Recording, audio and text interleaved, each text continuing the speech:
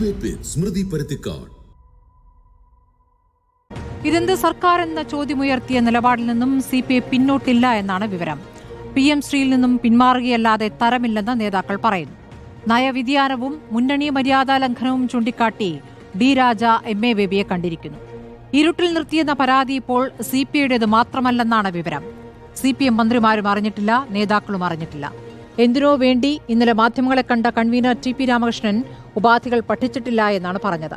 CPI പ്രതിക്കൂട്ടിൽ നിർത്തിയ ശിവൻകുട്ടിയെ തന്നെ CPI ആസ്ഥാനത്തെത്തിച്ചുള്ള അനുനയ ശ്രമങ്ങളും എങ്ങും എത്തിയിട്ടില്ല. 10-ാം തീയതി ഡൽഹിയിൽ മുഖ്യമന്ത്രി മോദി കൂടിക്കാഴ്ചയ്ക്ക് പിന്നാലെ ധാരണാപത്രത്തിൽ ഒപ്പിടാനുള്ള കാര്യങ്ങൾക്ക് വേഗം വെച്ചുവെന്ന് വേണം കരുതാൻ. 16-ാം തീയതി രേഖപ്പെടുത്തിയ MOU പുറത്തുവരുമ്പോൾ അതിനുശേഷം നടന്ന മന്ത്രിസഭായോഗത്തിലെ മുഖ്യമന്ത്രിയുടെ മൗനമാണ് CPI സംശയിക്കുന്നത്. സംതിങ് റോങ് എന്ന ബിനോയ് വിശ്വത്തിന്റെ പ്രതികരണം CPM BJP അവിശുദ്ധ ബന്ധമെന്ന ആരോപണമാണോ? കേന്ദ്ര കുരുക്കിലെ നിസ്സഹായത എന്നിപ്പോൾ പറയുന്ന CPIM കാര്യങ്ങൾ മറച്ചുവെച്ചത് സംശയകരമല്ലേ? ഒളിച്ചുകടത്തിയോ എന്നതാണ് ചോദ്യം.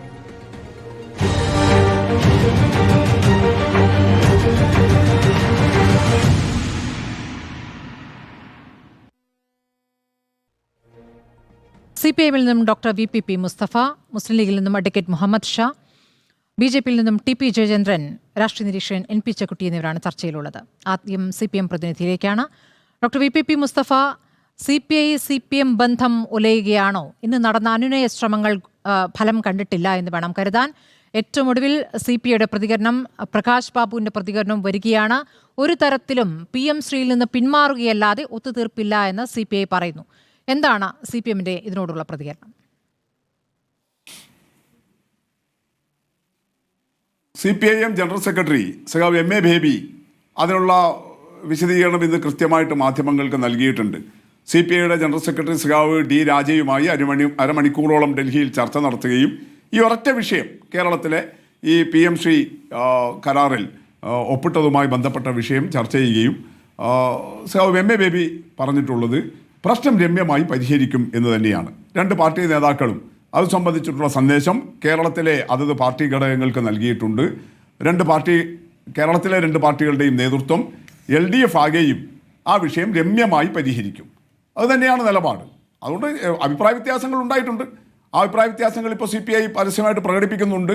സ്വാഭാവികമായിട്ടും LDFന്റെ യോഗം ചേർന്ന് CPI ഉഭയകക്ഷി ചർച്ചകൾ ഇതെല്ലാം ഉണ്ടാകുമായിരിക്കും. അതിൻ്റെ അടിസ്ഥാനത്തിൽ പ്രശ്നം CPIM ജനറൽ സെക്രട്ടറി സഖാവ് MA ബേബി സഖാവ് രാജയുമായിട്ടുള്ള സംഭാഷണത്തിന് ശേഷം ഇത് വ്യക്തമാക്കിയതുപോലെ രമ്യമായി പരിഹരിക്കും. ഇങ്ങനെ ഒരു പ്രശ്നത്തിന് കാരണക്കാരാരാണ് ഡോക്ടർ VPP മുസ്തഫ?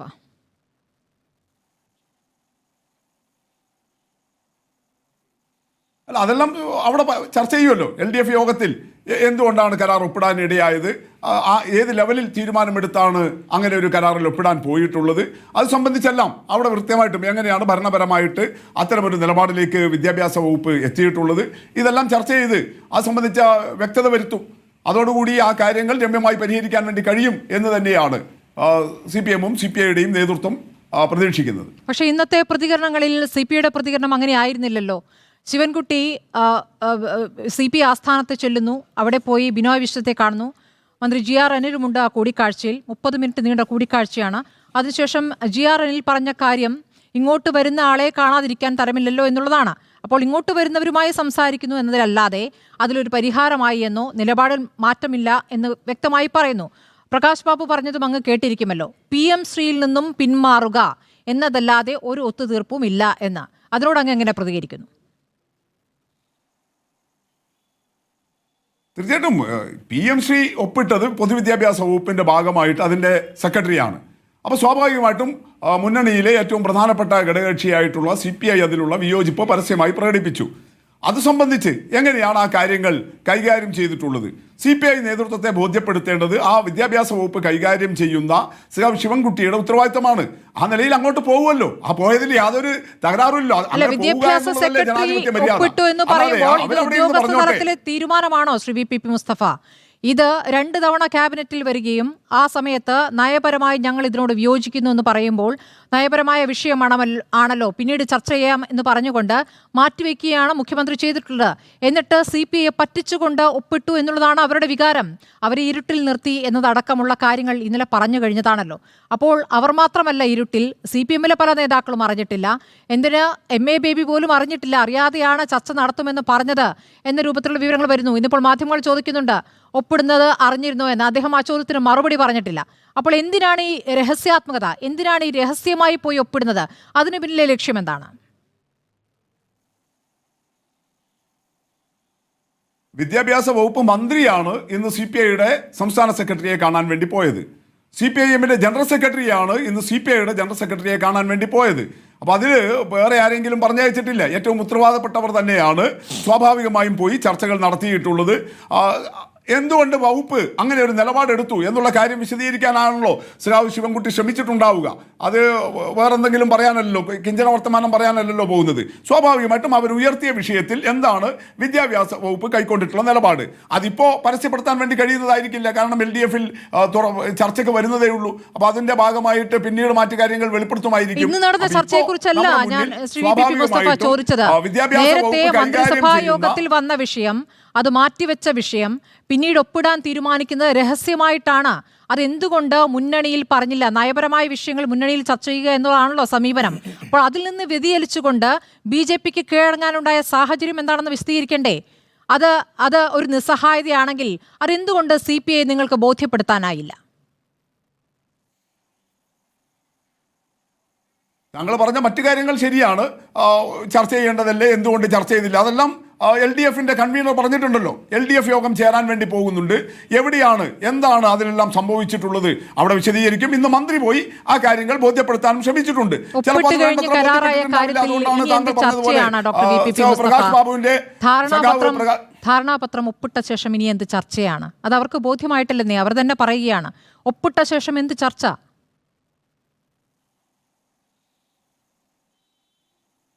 LDFന്റെ ചർച്ചയിൽ പങ്കെടുക്കില്ല, LDFന്റെ യോഗങ്ങളിൽ പങ്കെടുക്കില്ല എന്നൊന്നും ഒരു സ്റ്റാൻഡും അവർ എടുത്തിട്ടില്ല.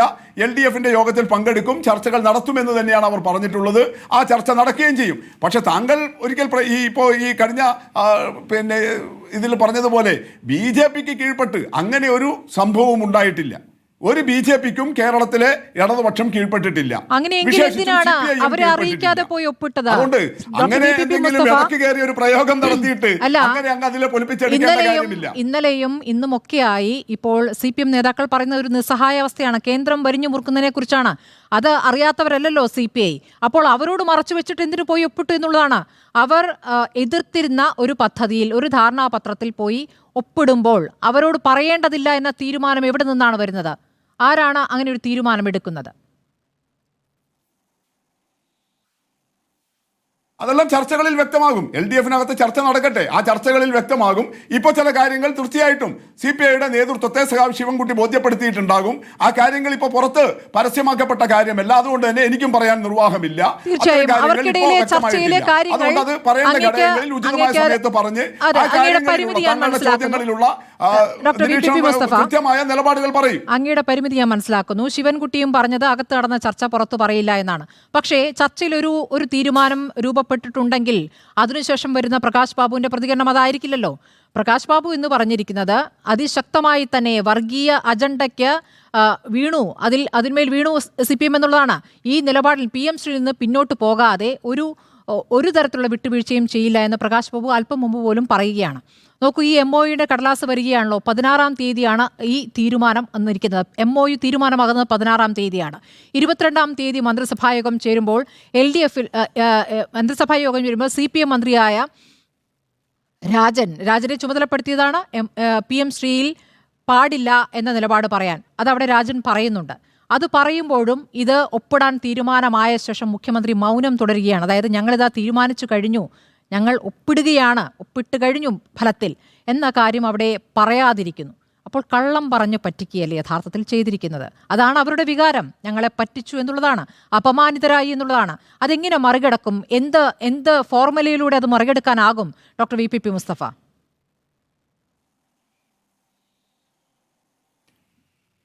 നമ്മുടെ നാട്ടിൽ CPM-ഉം CPI-യും തമ്മിൽ എത്രയോ വിഷയങ്ങളിൽ അഭിപ്രായ വ്യത്യാസങ്ങൾ ഉണ്ടായിട്ടുണ്ട് എന്നുള്ള കാര്യം അറിയാവുന്ന ഒരാളാണല്ലോ മാധ്യമപ്രവർത്തക എന്നുള്ള നിലയിൽ നിങ്ങൾ.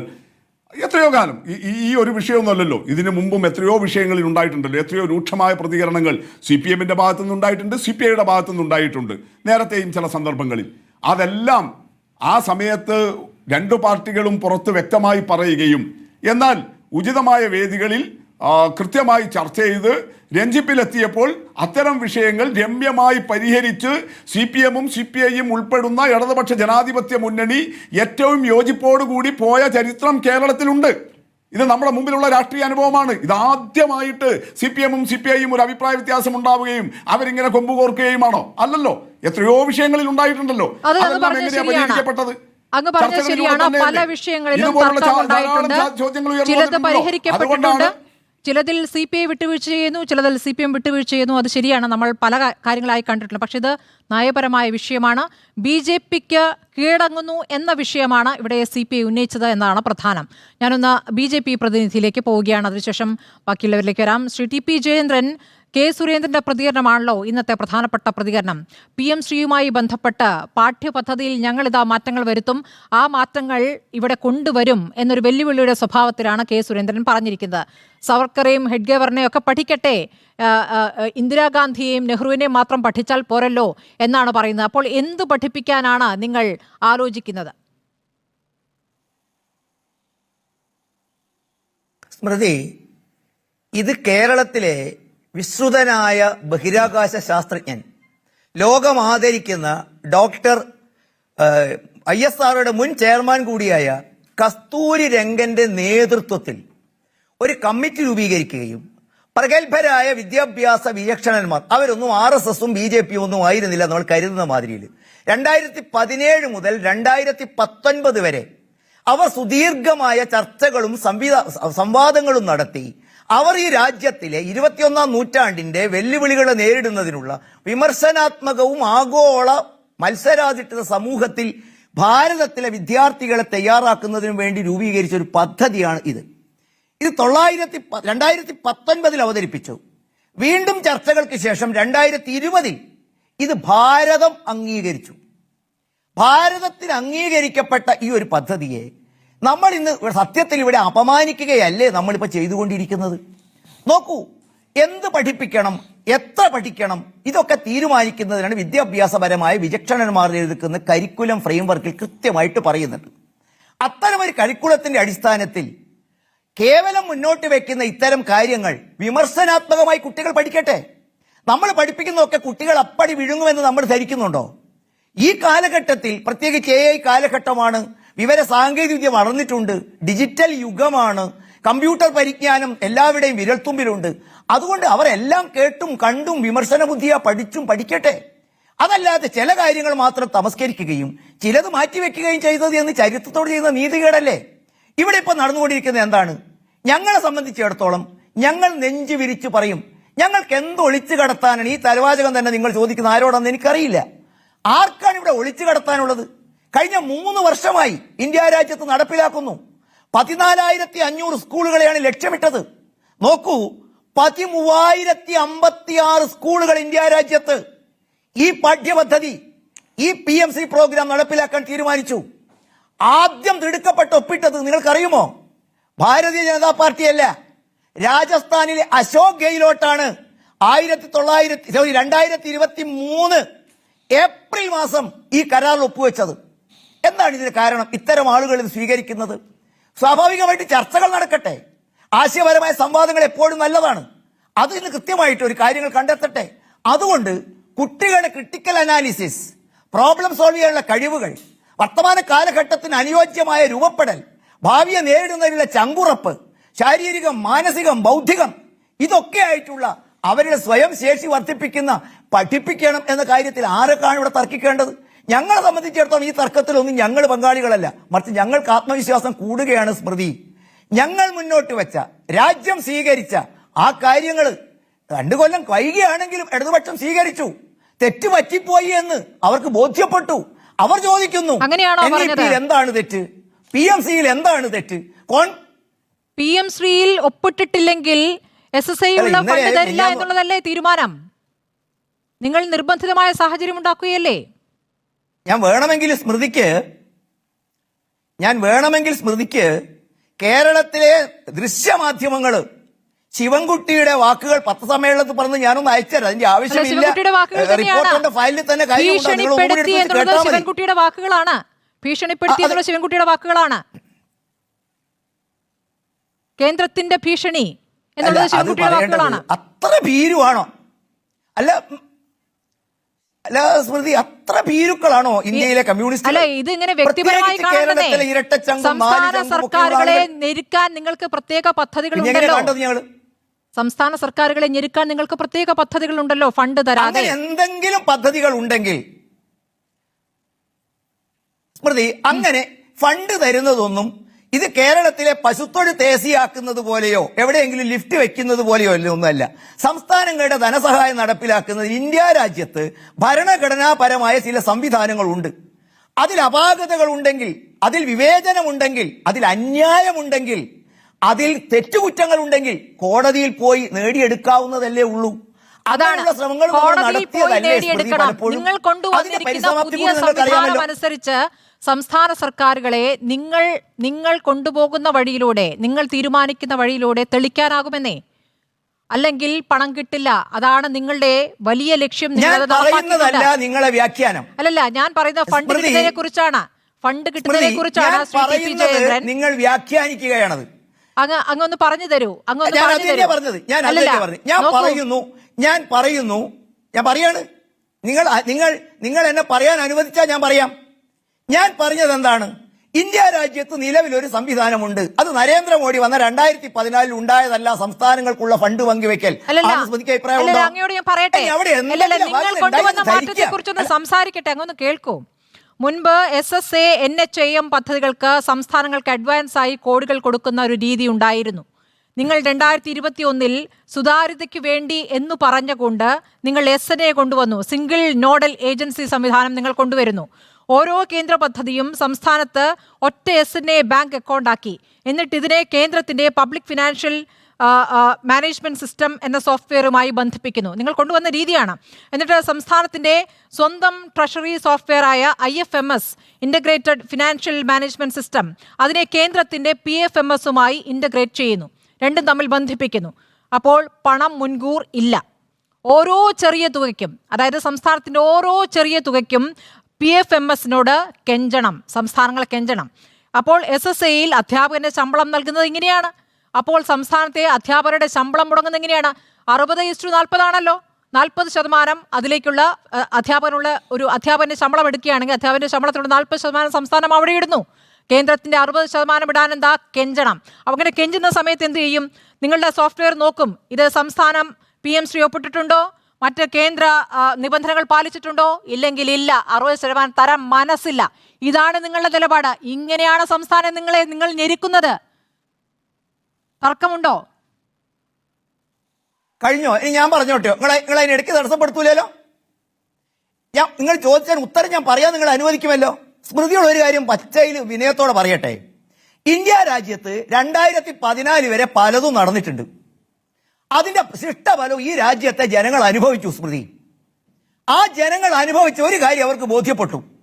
അവർ ആഗ്രഹിക്കുന്ന, അവർക്ക് അർഹതപ്പെട്ടതൊന്നും ലഭിക്കുന്നില്ല. ഭരണകൂടങ്ങൾ അവരെ ചതിക്കുകയായിരുന്നു. രാജ്യത്തിന്റെ സാമ്പത്തിക സ്ഥിതി, രാജ്യത്തിന്റെ വിദ്യാഭ്യാസ സ്ഥിതി, രാജ്യത്തിന്റെ ആരോഗ്യസ്ഥിതി, രാജ്യത്തിന്റെ ഗാർഹിക സ്ഥിതി, രാജ്യത്തിന്റെ രോഗാവസ്ഥ സ്ഥിതി, ഇതൊക്കെ ദുസ്ഥിതിയായിരുന്നു. അതുകൊണ്ട് അവരെന്തു തീരുമാനിച്ചു? നമ്മുടെ രാജ്യത്ത് നമ്മുടെ ഭരണഘടനയൊക്കെ നമ്മോട് പറഞ്ഞിരിക്കുന്ന ഒരു തെരഞ്ഞെടുപ്പ് നടന്നു.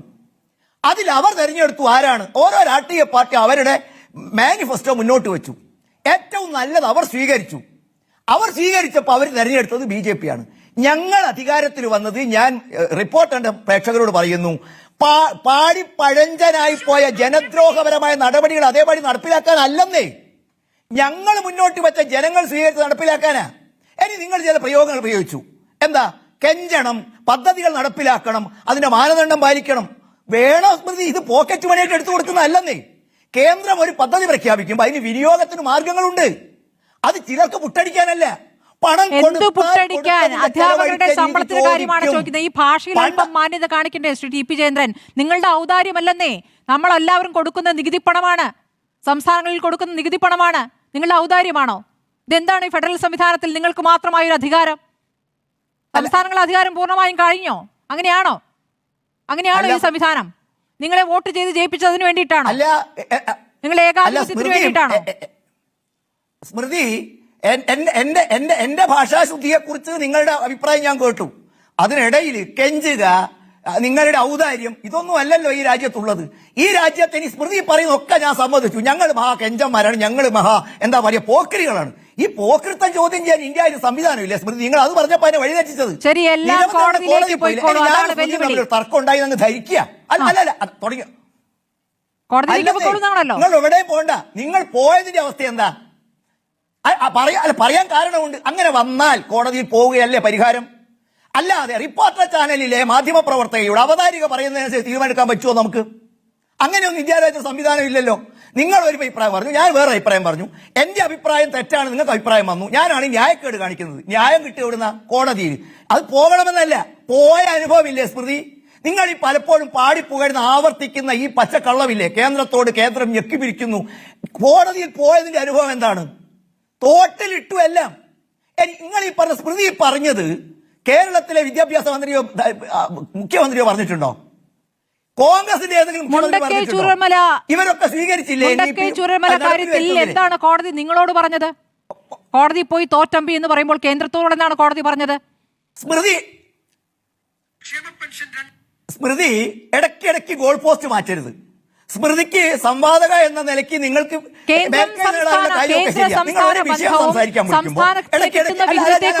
ചോദ്യം കോടതിയുടെ വിധി വന്നോ സ്മൃതി? ഒന്നെടുത്ത് കാണിക്കൂ നിങ്ങളുടെ ചാനലിൽ. കേന്ദ്ര ഗവൺമെന്റിനെ തെറ്റിതിരുത്തിയിട്ട് ആ കാര്യത്തിന് കോടതിയുടെ ഉത്തരവ് ഒന്നെടുത്ത് കാണിക്കൂ സ്മൃതി. അത് തീരുമാനം കഴിഞ്ഞിട്ടില്ലല്ലോ. കോടതിയിൽ നിൽക്കുകയല്ലേ? കോടതിയുടെ പരാമർശങ്ങൾ നിങ്ങൾക്ക് പുച്ഛമാണോ? കോടതിയുടെ വിമർശനങ്ങൾ പുച്ഛമാണോ? കോടതിയിൽ നിൽക്കുന്ന വിഷയത്തിൽ നിങ്ങൾ എങ്ങനെ എതിർപ്പേൽപ്പിക്കുക?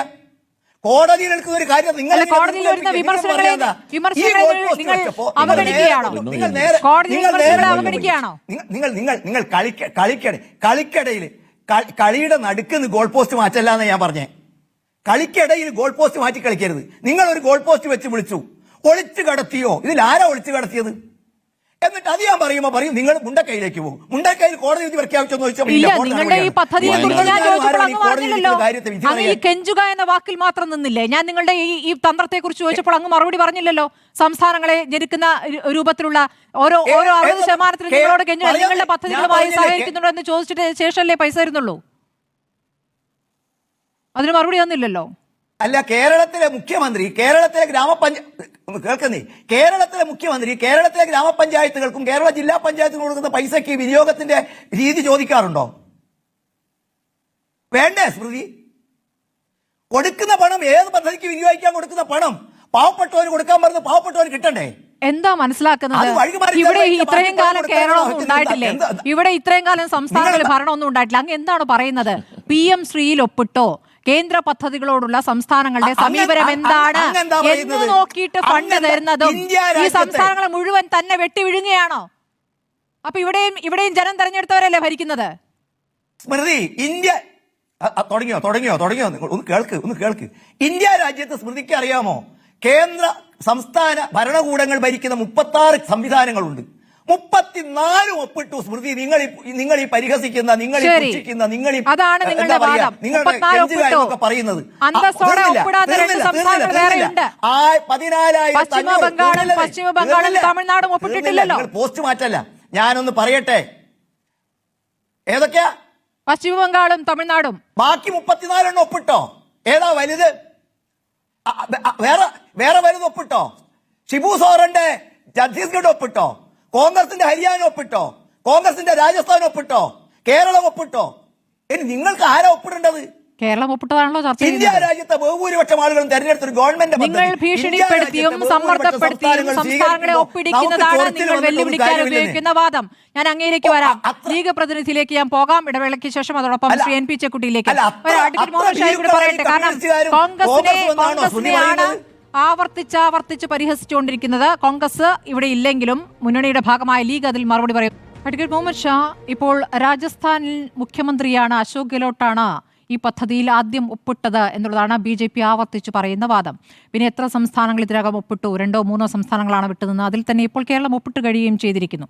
അപ്പോൾ ഇതിൽ ഒപ്പിടുകയൊക്കെ ചെയ്തിരിക്കുന്ന കോൺഗ്രസ് ഇപ്പോൾ ഇരുട്ടിൽ നിർത്തി കേരളം മൊത്തം ഇരുട്ടിലാണെന്ന രൂപത്തിൽ പ്രതികരിക്കുമ്പോൾ അതൊരു ഇരട്ടത്താപ്പില്ലേ എന്ന ചോദ്യം മറുവശത്തുനിന്ന് ഉയരുന്നുണ്ട്. ലീഗ് ഇക്കാര്യത്തിൽ എടുക്കുന്ന നിലപാടെന്താണ്?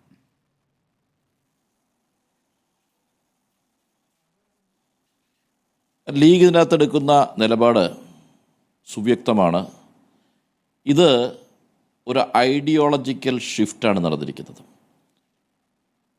ഈ ഐഡിയോളജിക്കൽ ഇഷ്യൂ, അതായത് ഒരു കൂട്ടം ആളുകളെ എക്സ്ക്ലൂഡ് ചെയ്തുകൊണ്ടുള്ള എക്സ്ക്ലൂസിവിറ്റിയുടെ പോളിസിയുമായിട്ട് കോൺസ്റ്റിറ്റ്യൂൻ്റ് അസംബ്ലിക്കും അതിന് മുമ്പും ഒക്കെ ഒരുപാട് ചർച്ചകളുണ്ടായി.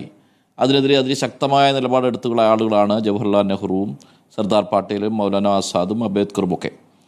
അന്ന് മുതൽ ഇന്ന് വരെ യാതൊരുവിധ ഡൈല്യൂഷനും ഈ പറഞ്ഞ ഈ ഡൈവേഴ്സിറ്റിയെ പ്രൊട്ടക്റ്റ് ചെയ്യുന്ന ഒരു ഡൈല്യൂഷനും ഇല്ലാതെ ഇന്ന് വരെ കൊണ്ടുവന്നതിന് ശേഷം 2020 ഒരു നാഷണൽ എഡ്യൂക്കേഷണൽ പോളിസി കൊണ്ടുവരുന്നു. ആ നാഷണൽ എഡ്യൂക്കേഷൻ പോളിസിയെക്കുറിച്ച് നമ്മൾ സുദീർഘമായി ചർച്ച ചെയ്തതാണ്.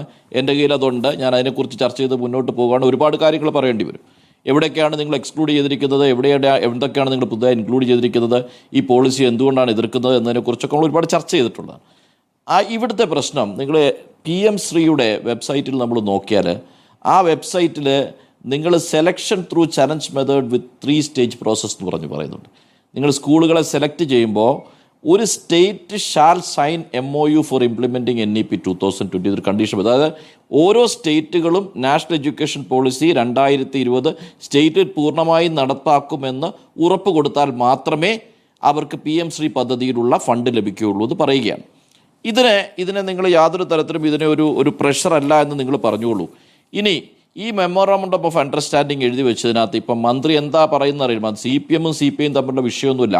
ഇതൊരു ഐഡിയോളജിക്കൽ ഷിഫ്റ്റിൻ്റെ ഇഷ്യൂമാണ്. 1960-കളിൽ CPM CPI പിരിഞ്ഞപ്പോൾ ഉണ്ടായിരുന്ന ഐഡിയോളജിക്കൽ വേരിയേഷൻസ് ഇല്ലേ, പാർട്ടിയുടെ പ്രധാനപ്പെട്ട തീരുമാനങ്ങൾ അവരെങ്ങനെ മുന്നോട്ട് പോകണം, റൈറ്റ് വിങ്ങിലേക്ക് പോകണോ വേണ്ടയോ എന്ന് തീരുമാനിക്കേണ്ട ഒരു സ്റ്റേജ് എത്തിയിരിക്കുന്നു. ഈ മെമ്മോറാണ്ടം ഓഫ് അണ്ടർസ്റ്റാൻഡിങ്ങിൻ്റെ 2ാമത്തെ പേജിൽ വളരെ വ്യക്തമായി അവർ ഒപ്പിട്ട് കൊടുത്തിരിക്കുകയാണ്. State will implement all the provisions of the national education policy 2020 in entirety within the entire state. ഈ ഭൂമിയിലെ ഈ 14,500 സ്കൂളിൽ മാത്രമൊന്നുമല്ല, ഈ സ്റ്റേറ്റിലെ 14,000 സ്റ്റേറ്റിൽ എടുക്കുന്ന 10-100 സ്കൂളുകൾ മാത്രമല്ല, എൻറ്റയർ സ്റ്റേറ്റിലും നാഷണൽ എഡ്യൂക്കേഷൻ പോളിസി 2020 ഇംപ്ലിമെന്റ് ചെയ്യുമെന്ന് ഒപ്പിട്ട് കൊടുത്തിരിക്കുകയാണ്. എന്നിട്ട് സ്റ്റേറ്റ് ഗവൺമെൻറ് അവസാനം 6ാമത്തെ പേജിൽ state government shall abide by the directives issued by the DOSC and L from the time to time with respect of the scheme. ഈ സ്കീമുമായി ബന്ധപ്പെട്ട് സെൻട്രൽ ഗവൺമെൻറ്റിൽ നിന്ന് കൊടുക്കുന്ന നിർദ്ദേശങ്ങളാണ്. ആ നിർദ്ദേശങ്ങൾ പൂർണ്ണമായും പാലിച്ചു കൊള്ളാം എന്ന് പറയുകയാണ് ഇതിനകത്ത്. അതിനുശേഷം ഇതിന് പീരീഡ് പറഞ്ഞിട്ടില്ല. ഒന്നുകിൽ 31/3/2027 വരെ, അല്ലെങ്കിൽ സെൻട്രൽ ഗവൺമെൻറ് തീരുമാനിക്കുന്നത് വരെ. എന്നിട്ട് അവർ പറയും ഏത് സമയത്ത് 30 ദിവസത്തിനകം ഇത് ടെർമിനേറ്റ് ചെയ്യാം, ഇതിനായിട്ട് വയലേറ്റ് ചെയ്താൽ. ഈ കൊടുത്തിരിക്കുന്ന പണമൊക്കെ മാസാമാസം കൊടുക്കാമെന്നൊക്കെ പറയുന്ന തുകയില്ലേ, ഒരു മൊമെൻറ്റിൽ അവർക്ക് നിർത്തിക്കളയാം. ഇതേലായിട്ട് പോയി ഒപ്പിട്ട് കൊടുക്കുമ്പോൾ അവരുടെ ആവശ്യം ഒന്നേ ഉള്ളൂ, central government national education policy 2020 നടപ്പാക്കുക എന്നുള്ളത്.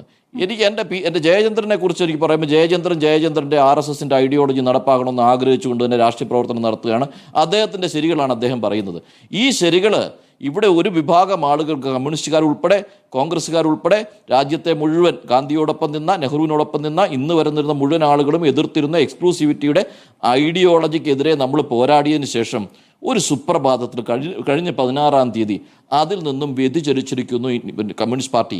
ആ വ്യതിചലനം എന്ന് പറയുന്നതിനെക്കുറിച്ച് CPI-യും CPI-യും കൂടെ അടച്ച റൂമിൽ നിന്ന് പരിഹരിക്കേണ്ട വിഷയമൊന്നുമല്ല ഇത്. നിങ്ങളുടെ ഐഡിയോളജി നിങ്ങൾ ഡിഫ്യൂസ് ചെയ്തിരിക്കുന്നു, നിങ്ങളത് ഡൈല്യൂട്ട് ചെയ്തിരിക്കുന്നു, നിങ്ങൾ അവരുടെ മുമ്പിൽ അടിയറ വെച്ചിരിക്കുന്നു എന്നാണ് പറഞ്ഞിരിക്കുന്നത്. ആ അടിയറ വെച്ചത് 2 പേരെ തോളെ കൈയിട്ടാത്തിരുന്ന വിഷയമാണ് ഇത്. അത് നിങ്ങൾ പറയേണ്ട ഒറ്റ കാര്യമുള്ളൂ, ഏതോ ഒരു സെക്രട്ടറി ഒപ്പിട്ട് കളഞ്ഞെന്നോ. അവർ പറഞ്ഞു സെക്രട്ടറി ഒപ്പിട്ട് തെറ്റായിപ്പോയി, ഞങ്ങൾ തിരുത്താൻ പോകുന്നു എന്ന് വാക്ക് പറയാൻ പറ്റുന്നുണ്ടോ അവർക്ക്? ഇനി ഇവർ തമ്മിൽ എങ്ങനെയാണ് സെറ്റിൽ ചെയ്യുന്നത്? CPI-യും കൂടെ ഇതിനകത്തോട്ട് കൊണ്ടുവന്ന് ചേർക്കാണോ? CPI-യും കൂടെ സമ്മതിക്കുക, അവിടെ പ്രശ്നം തീർന്നില്ലേ? അതൊന്നുമല്ല പ്രശ്നം തീരുന്നത്. രാജ്യം വലിയ അപകടകരമായ ഒരു ഐഡിയോളജി ഇവിടെ ജനങ്ങളിലേക്ക് ഇൻഫ്യൂസ് ചെയ്ത് കൊടുക്കുകയാണ്. എല്ലാം പഠിക്കട്ടെ എന്ന് പറഞ്ഞ് എന്താ പഠിക്കണമെന്ന് പറഞ്ഞെന്നറിയോ? മഹാത്മജി അസാസിനേഷനെ മഹാത്മജി ഡെത്തായി മാറിയിരിക്കുക. നിങ്ങൾ ഇന്ന് നേരത്തെ സുരേന്ദ്രൻ പറഞ്ഞില്ലേ ആരെക്കുറിച്ച് പഠിക്കണം, VD സവർക്കറെ കുറിച്ച് പഠിക്കണമെന്ന് പറഞ്ഞില്ലേ? VD സവർക്കറെ കുറിച്ച് പഠിക്കുമ്പോൾ മഹാത്മജി അസാസിനേഷൻ്റെ ജഡ്ജ്മെൻ്റ് ഉണ്ട്. ആ ജഡ്ജ്മെൻറ്റിൻ്റെ 58-ാം പേജും 88-ാം പേജും 89-ാം പേജും ഒക്കെ വായിച്ചു നോക്കണം. അതിനകത്ത് ഒരു അപ്രൂവറുടെ മൊഴിയുണ്ട്. എങ്ങനെയാണ് മഹാത്മജിയെ കൊല്ലുന്നതിന് വേണ്ടിയിട്ട് ഇദ്ദേഹം കൂട്ടുനിന്നത് എങ്ങനെയാണെന്ന്, വി ഡി സാവർക്കർ കൂട്ടുനിന്നത് എങ്ങനെയാണെന്ന് പറയുന്നുണ്ട്.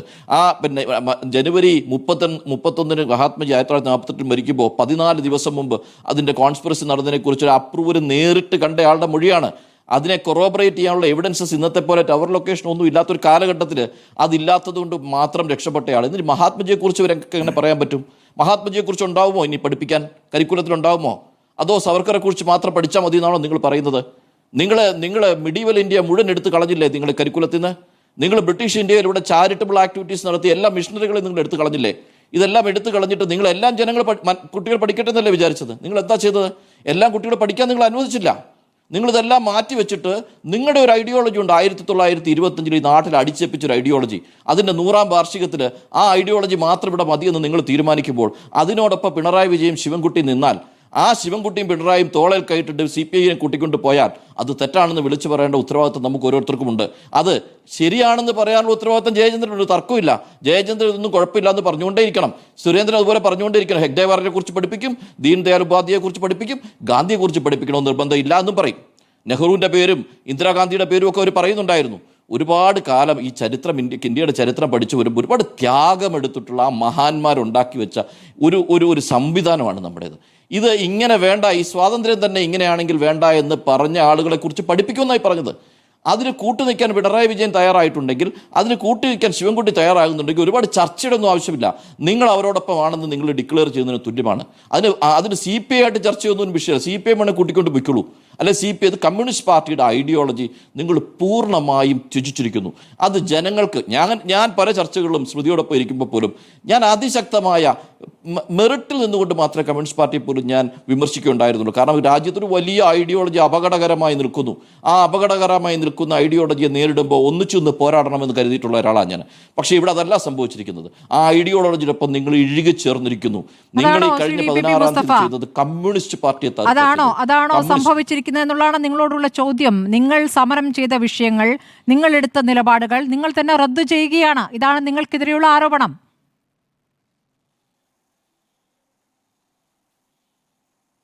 അല്ല, ന്യായമായ വിമർശനങ്ങൾ ഞങ്ങൾ സ്വീകരിക്കാം. അതിലൊന്നും ഞങ്ങൾക്ക് യാതൊരു തരത്തിലുമുള്ള പ്രശ്നമില്ലല്ലോ. കമ്മ്യൂണിസ്റ്റ് പാർട്ടിയുടെ ഒരു സ്വഭാവം തന്നെ എന്താ, ഞങ്ങൾ എപ്പോഴെങ്കിലും ഒരു ഉൾവിളി തോന്നുമ്പോൾ ഒരു ചർച്ച നടത്തിയിട്ട് പോകുന്ന പാർട്ടിയൊന്നുമല്ലല്ലോ. ഞങ്ങളുടെ എല്ലാ യോഗങ്ങളും ഞങ്ങളുടെ എല്ലാ ഡെലിബറേഷൻസും ആ നിലയിൽ ചർച്ചയും സ്വയം വിമർശനവും എല്ലാം നടത്തിക്കൊണ്ട് തന്നെയാണ് പോകുന്നത്. സമൂഹം അങ്ങനെ ഞങ്ങളോട് നിങ്ങളുടെ ഇന്ന തീരുമാനം, ഇന്ന നിലപാട് തെറ്റാണ് എന്ന് പറഞ്ഞപ്പോൾ തിരുത്താൻ ഞങ്ങൾ സന്നദ്ധമായിട്ടുണ്ട്.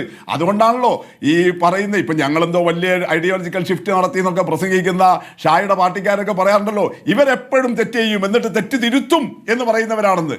അപ്പൊ തെറ്റ് ചെയ്തിട്ടുണ്ടെങ്കിൽ തെറ്റ് തിരുത്തും, ഞങ്ങൾക്ക് അതിലൊന്നും തർക്കമില്ല.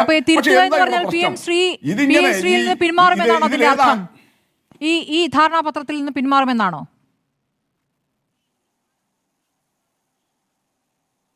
ഞാൻ പൊതുവായിട്ട് ഇപ്പോൾ ഞങ്ങളെക്കുറിച്ച് പറയുന്ന ആക്ഷേപത്തെക്കുറിച്ച് നിങ്ങൾ പറഞ്ഞതുകൊണ്ട് പറഞ്ഞതാണ്. അതിൽ PM ഫോക്കസ് ചെയ്തിട്ടല്ലേ. ഞങ്ങൾ അങ്ങനെ PM തെറ്റ് ചെയ്തു എന്ന് ഞങ്ങളിപ്പോൾ അഡ്മിറ്റ് ചെയ്തിട്ടില്ലല്ലോ. അങ്ങനെ ഉണ്ടെങ്കിൽ നമുക്ക് നോക്കാം. ഇപ്പം എന്താ വിഷയം? നിങ്ങളൊക്കെ പറയുന്നത് ഞങ്ങളെന്തോ ഇദ്ദേഹം തുടങ്ങിയത് തൊട്ട് നമ്മുടെ ലീഗ് പ്രതിനിധി പറഞ്ഞത് ഐഡിയോളജിക്കൽ ഷിഫ്റ്റ്. എന്താ കമ്മ്യൂണിസ്റ്റ് പാർട്ടികളുടെ ബേസിക് ഐഡിയോളജി? ഞങ്ങൾ തൊഴിലാളി വർഗത്തിൻ്റെ ഒപ്പമാണ്. തൊഴിലാളി വർഗത്തിൻ്റെ ശത്രുവാണ് മുതലാളി. വ്യവസായം കൊണ്ടുവരുമ്പോഴാണ് മുതലാളി ഉണ്ടാവുക. ഇപ്പോൾ നിങ്ങൾ നോക്ക്, കേരളത്തിലെ വ്യവസായ വകുപ്പ് സഹ P രാജീവ്, അദ്ദേഹം 1 ലക്ഷം വ്യവസായം കൊണ്ടുവന്നു എന്ന് പറഞ്ഞാൽ 1 ലക്ഷം മുതലാളിമാരുണ്ടായി. അപ്പോൾ ആർക്കെതിരായിട്ടുണ്ടാക്കി? തൊഴിലാളി വർഗത്തിനെതിരായിട്ടുണ്ടാക്കി. അപ്പോൾ ഐഡിയോളജിക്കൽ ഷിഫ്റ്റ് ആണോ? 1957 ആദ്യത്തെ ഗവൺമെന്റ്, ഇപ്പൊ ഞങ്ങൾ ഇപ്പോൾ CPM ഐഡിയോളജിക്കൽ ഷിഫ്റ്റ്, CPI വളരെ ക്ലിയർ ആണെന്നല്ലേ പറയുന്നത്. വർഗീയതയ്ക്കെതിരെ നിങ്ങൾക്കൊരു നിലപാടുണ്ടല്ലോ, അതാണ് മറ്റു വിഷയങ്ങളല്ലല്ലോ. വർഗീയതയ്ക്കെതിരെ നിങ്ങൾക്കുള്ള നിലപാട് ഒരു പ്രധാനപ്പെട്ട വിഷയമാണ്. അങ്ങനെയൊക്കെ വരാം. ഞാൻ NP ചെക്കുട്ടിയിലേക്ക് പോയിട്ടേ ഇല്ല. ശ്രീ NP ചെക്കുട്ടി, CPIയും CPM തമ്മിൽ പല ഘട്ടങ്ങളിലും നോക്കൂ, ഒരു അതിഥിയിലേക്ക് പോയിട്ടേ ഇല്ല. അങ്ങ് കണ്ടതേ ഇല്ല. സമയം തരാം. ഞാൻ NP ചെക്കുട്ടിയിലേക്ക് പോയിട്ടേ ഇല്ല. ഞാൻ അദ്ദേഹത്തിലേക്ക് പോയ ശേഷം വരാം. നേരത്തെ അങ്ങയോടുള്ള ചോദ്യം CPMനോടുള്ള ചോദ്യമായതുകൊണ്ടാണ് ഞാൻ നേരെ അങ്ങയിലേക്ക് വന്നത്. ശ്രീ NP ചെക്കുട്ടി, CPMും CPIയും തമ്മിൽ പല ഘട്ടങ്ങളിൽ ഉരസലുണ്ടായിട്ടുണ്ട്. മുന്നണിയിൽ നിന്ന് പോകുമെന്നുള്ള വിളിയം ഭാർഗവന്റെ ഭീഷണിയൊക്കെ നമ്മൾ പലതവണ വാർത്താസമ്മേളനത്തിൽ കണ്ടതാണല്ലോ. ആ കാലം കഴിഞ്ഞു. കാലം ഒന്നാം പിണറായി സർക്കാരിൽ അടക്കം എടുത്ത കടുത്ത നിലപാടുകളൊക്കെ CPM പലപ്പോഴും നിലപാടിൽ നിന്ന് പിന്നാക്കം പോവുകയും CPIയുടെ നിലപാടിനൊപ്പം തീരുമാനത്തിനൊപ്പം നിൽക്കുകയൊക്കെ പല വിഷയങ്ങളും നമ്മൾ കണ്ടിട്ടുണ്ട്. പക്ഷേ ഈ വിഷയം അതിലും ഗൗരവതരമെന്നാണോ അങ്ങ് കാണുന്നത്? ഇതെങ്ങനെ അവസാനിക്കുമെന്നാണ് കരുതുന്നത്? കാരണം PM ശ്രീയിൽ നിന്ന് പിന്മാറാതെ ഒത്തുതീർപ്പില്ല എന്നാണ് അല്പം മുൻപ് പോലും പ്രധാനപ്പെട്ട നേതാക്കൾ പ്രതികരിച്ചിട്ടുള്ളത്. അത് സർക്കാരിനെ സംബന്ധിച്ച് അത്ര പ്രായോഗികമായി നടക്കുന്ന കാര്യവുമല്ല. അപ്പോൾ പിന്നെ എന്താണ് സംഭവിക്കുക? അല്ല, CPIയെ സംബന്ധിച്ചിടത്തോളം ഈ വിഷയത്തിൽ അവർക്ക് ഇനി കോംപ്രമൈസ് ചെയ്യാൻ കഴിയുമെന്ന് എനിക്ക് തോന്നുന്നില്ല. 2-3 പ്രശ്നങ്ങൾ ഇതിനകത്ത് നമ്മൾ മനസ്സിലാക്കണം. ഒന്നാമത്തെ കാര്യം, ഒരു കമ്മ്യൂണിസ്റ്റ് പാർട്ടി എന്ന നിലയിൽ തങ്ങളുടെ രാഷ്ട്രീയ നിലപാടുകൾ CPI ആലോചിച്ചിട്ട് പറയുന്നൊരു പാർട്ടിയാണത്. അപ്പോൾ സ്വാഭാവികമായിട്ടും കഴിഞ്ഞ 1977 ശേഷം CPM ഒന്നിച്ചാണ് നിൽക്കുന്നത്. 2 പാർട്ടികളും ഒന്നിച്ചാണ് ഭരിക്കുന്നത്. പക്ഷേ ഈ വിഷയത്തിൽ 2 പാർട്ടികൾ തമ്മിൽ വളരെ ഡീപ്പായിട്ടുള്ള ഐഡിയോളജിക്കലായിട്ടുള്ള ഡിഫറൻസസ് കാണാനുണ്ട്. കാരണം കഴിഞ്ഞ ദിവസം ശിവൻകുട്ടിയുടെ പത്രസമ്മേളനം ഞാൻ വളരെയേറെ ഒരു ഞെട്ടലോട് കൂടിയാണ് അദ്ദേഹത്തിൻ്റെ പ്രസ്താവന ഞാൻ കേട്ടത്. അദ്ദേഹം പറഞ്ഞു, ന്യൂ എഡ്യൂക്കേഷണൽ പോളിസി സംബന്ധിച്ച് എനിക്ക് നേരത്തെ ഉണ്ടായിരുന്ന വിമർശനങ്ങൾ ഉണ്ടായിരുന്നു, അതൊക്കെ അന്നുണ്ടായിരുന്നു. പക്ഷേ ഇന്ന് ഞാൻ എൻ്റെ നിലപാടുകൾ മാറ്റി എന്ന് വളരെ പരസ്യമായിട്ട് നമ്മുടെ വിദ്യാഭ്യാസ മന്ത്രിയായിട്ടുള്ള ശിവൻകുട്ടി പറയുന്നത്. ശിവൻകുട്ടി ഞങ്ങളുടെയൊക്കെ കാലത്ത് SFIയുടെ നേതാവായിരുന്ന ഒരാളാണ്.